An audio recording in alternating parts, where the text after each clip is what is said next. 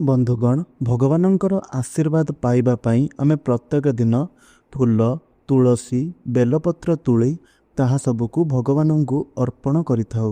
ଯଦି ତାହା ସବୁକୁ ଆମେ ନୀତି ନିୟମ ସହକାରେ ନ କରିବା ତେବେ ତାହା ସବୁ ଭଗବାନ ଗ୍ରହଣ ନ କରିଥାନ୍ତି। ପ୍ରସନ୍ନ ହେବା ବଦଳରେ ସେ ଆପଣଙ୍କ ଉପରେ କୋପ କରିଥାନ୍ତି। କୃପା କରିବା ବଦଳରେ ଅନର୍ଥ ଘଟାଇଥାନ୍ତି, ଯାହାକି ଆମେମାନେ ଜାଣିନଥାଉ। ଆମର ସମସ୍ତ ପୂଜା ଅର୍ଚ୍ଚନା ବ୍ୟର୍ଥ ଯାଇଥାଏ। ତେଣୁ ଆଜିର ଏହି ଭିଡ଼ିଓରେ ଆମେ ଜାଣିବା ଫୁଲ, ତୁଳସୀ ଏବଂ ବେଲପତ୍ର ଏବଂ ଏହି ସବୁକୁ ତୋଳିବାର କିଛି ନିୟମ ଗୁଡ଼ିକ ବିଷୟରେ, ଯାହାଦ୍ୱାରା ଆମର ପ୍ରତ୍ୟେକ ଅର୍ପିତ ବସ୍ତୁକୁ ଭଗବାନ ଗ୍ରହଣ କରି ଆମକୁ ତାଙ୍କର କୃପା ପ୍ରଦାନ କରିଥାନ୍ତି। ସେଥିପାଇଁ ଆପଣ ଭିଡ଼ିଓକୁ ଶେଷ ପର୍ଯ୍ୟନ୍ତ ନିଶ୍ଚୟ ରୂପରେ ଦେଖନ୍ତୁ। ତା ପୂର୍ବରୁ ଆମର ଭିଡ଼ିଓଟିକୁ ଲାଇକ୍ କରନ୍ତୁ ଏବଂ ଆମର ଚ୍ୟାନେଲକୁ ସବସ୍କ୍ରାଇବ୍ କରି ପାଖରେ ଆସୁଥିବା ବେଲ୍ର ଆଇକନ୍କୁ ମଧ୍ୟ ପ୍ରେସ୍ କରନ୍ତୁ। ବନ୍ଧୁଗଣ, ସହସ୍ର ମୁନିମାନଙ୍କର ସହସ୍ର ମତ। ଅନେକ ମୁନି ଋଷିମାନେ କହିଯାଇଛନ୍ତି ଯେ ଫୁଲକୁ ଅଗାଧୁଆ ବେଳେ ତୋଳିବା ଭଲ ହୋଇଥାଏ, ତ ଆଉ ଅନେକ ମୁନି ଋଷିମାନେ କହିଯାଇଛନ୍ତି ଯେ ଫୁଲକୁ ଗାଧୋଇକି ତୋଳିବା ଭଲ ହୋଇଥାଏ। ତେବେ ଅନେକ ଶାସ୍ତ୍ର ଗୁଡ଼ିକର ଅଧ୍ୟୟନ ଦ୍ୱାରା ଆମକୁ ଏହି ତଥ୍ୟ ମିଳିଅଛି ଯେ ଗାଧୋଇକି ହେଉ କିମ୍ବା ଅଗାଧୁଆ ହେଉ, ଯଦି ଆମେମାନେ କିଛି ନିୟମ ଗୁଡ଼ିକୁ ପାଳନ କରି ଫୁଲ ତୋଳିବା ତେବେ ତାହା ଶୁଭ ହୋଇଥାଏ ଏବଂ ଏହାକୁ ଭଗବାନ ଶ୍ରଦ୍ଧାର ସହକାରେ ଗ୍ରହଣ କରିଥାନ୍ତି। ସାଧାରଣ ଭାବରେ ଅନେକ ଲୋକମାନଙ୍କର ଘରେ ଫୁଲ ଗଛ ନଥାଏ, ଆଉ ସେମାନେ କନିଅର ଗଛ ମଧ୍ୟ ଏହାର ଫୁଲକୁ ତୋଳି କରି ବ୍ୟବହାର କରିଥାନ୍ତି। ଫୁଲର ଅଭାବ କାରଣରୁ ଅନେକ ଲୋକମାନେ ସକାଳେ ଫୁଲ ନ ତୋଳି ରାତ୍ରି ସମୟରେ ବା ଭୋର ସମୟରେ ଅଗାଧୁଆ ବେଳେ ସେମାନେ ଫୁଲ ତୋଳି ଦେଇଥାନ୍ତି। ଏହା ସାଧାରଣତଃ ସହରାଞ୍ଚଳରେ ଏବଂ ଗ୍ରାମାଞ୍ଚଳରେ ମଧ୍ୟ ଦେଖା ଦେଇଥାଏ। କିନ୍ତୁ ବନ୍ଧୁଗଣ, ଜାଣି ରଖନ୍ତୁ କି ଶାସ୍ତ୍ରର ନିୟମ ଅନୁସାରେ ଫୁଲକୁ କେବେ ବି ଚୋରି କରି ଆଣିବା ଉଚିତ ହୋଇନଥାଏ। ବିନା ଅନୁମତିରେ କାହାର ଗଛରୁ ଫୁଲ ତୋଳିବା ଏହା ଶାସ୍ତ୍ର କେବେ ବି ଅନୁମତି ଦେଇନଥାଏ। ସବୁବେଳେ ଆପଣ ଗଛ ମାଲିକଙ୍କ ଠାରୁ ଅନୁମତି ନିଅନ୍ତୁ, ନଚେତ୍ ଗଛକୁ ପ୍ରଣାମ କରି ଆପଣ ଗଛକୁ ଅନୁରୋଧ କରନ୍ତୁ, ତାହାପରେ ଯାଇ ଫୁଲ ତୋଳନ୍ତୁ। ଏହା ଶାସ୍ତ୍ରୀୟ ମତ ହୋଇଥାଏ। କୌଣସି ବି ଫୁଲ ତୋଳିବା ସମୟରେ ଆପଣ ଚପଲ ପିନ୍ଧିକରି ଫୁଲ ତୋଳିବା କିମ୍ବା ଶରୀରରେ ତେଲ ଲଗାଇବା ବାରଣ ରହିଅଛି। ଅଗାଧୁଆରେ ଫୁଲ ତୋଳି ପାରିବେ, କିନ୍ତୁ ହାତ, ପାଦ, ମୁହଁ ପ୍ରଥମେ ଧୋଇ ନେବେ ଏବଂ ପାଣିଟିଏ ଛିଞ୍ଚି ହେବେ।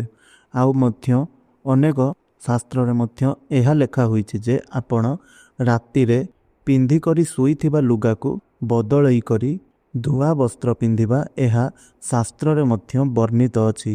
ଏହା ଛଡ଼ା ସୂର୍ଯ୍ୟ ପରାଗ, ଚନ୍ଦ୍ରଗ୍ରହଣ ଏବଂ ଶୁଦ୍ଧିକ୍ରିୟା ଦିନ ଅଗାଧୁଆରେ ଫୁଲ ତୋଳିବା ଏହା ବାରଣ ରହିଅଛି।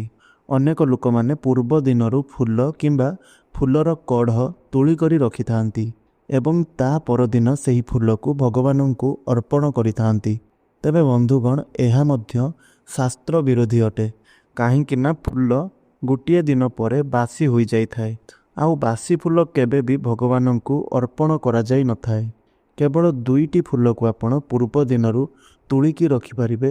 ଗୋଟିଏ ହେଉଛି ପଦ୍ମ ଫୁଲ ଏବଂ ଅନ୍ୟଟି ହେଉଛି ସ୍ୱର୍ଣ୍ଣ ଚମ୍ପା ଫୁଲ। ଏହି ଦୁଇଟି ଫୁଲ ମଉଳି ଯାଇପାରେ, କିନ୍ତୁ କେବେ ବି ଏହା ବାସି ହୋଇନଥାଏ। ଏଣୁ ଏହି ଦୁଇଟି ଫୁଲକୁ ଆପଣ ଗୋଟିଏ ଦିନ ଆଗରୁ ତୋଳିକି ରଖିଲେ ମଧ୍ୟ ଏହା ପୂଜା ଯୋଗ୍ୟ ହୋଇଥାଏ।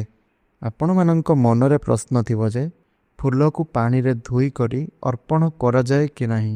ବନ୍ଧୁଗଣ, ଫୁଲକୁ ପାଣି ଛିଞ୍ଚି କରି ଭଗବାନଙ୍କୁ ଅର୍ପଣ କରିପାରିବେ, କିନ୍ତୁ ଯଦି ସେହି ପାଣି ଧୋଇବାରେ ଲାଗିଥିବ କିମ୍ବା କୌଣସି ଅଶୌଚ ବ୍ୟକ୍ତି ସେହି ପାଣିକୁ ଛୁଇଁଥାନ୍ତି କିମ୍ବା ସେହି ଫୁଲକୁ ଛୁଇଁଥାନ୍ତି, ତାହେଲେ ଆପଣ ସେହି ପାଣିକୁ ବା ସେହି ଫୁଲକୁ ଆପଣ ଧୋଇ କରି ଏବଂ ପାଣିକୁ ଚେଞ୍ଜ କରି ସେହି ଫୁଲକୁ ଏବଂ ପାଣିକୁ ଆପଣ ପୂଜାରେ ବ୍ୟବହାର କରିପାରିବେ।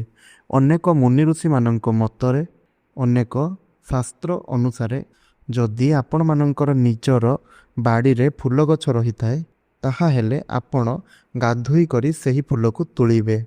କିନ୍ତୁ କିଛି ନିୟମ ଗୁଡ଼ିକ ମାନି କରିବାକୁ ହେବ। ନିୟମଟି ହେଉଛି ଆପଣ ଫୁଲ ତୋଳିବା ପୂର୍ବରୁ 3ଟି ମନ୍ତ୍ରକୁ ଉଚ୍ଚାରଣ କରି ସେହି ଫୁଲକୁ ତୋଳିବେ। ସେହି ମନ୍ତ୍ର ଗୁଡ଼ିକ ହେଉଛି ଓମ୍ ବରୁଣାୟ ନମଃ, ଓମ୍ ବୋମାୟ ନମଃ, ଓମ୍ ପୃଥିବୀ ନମଃ।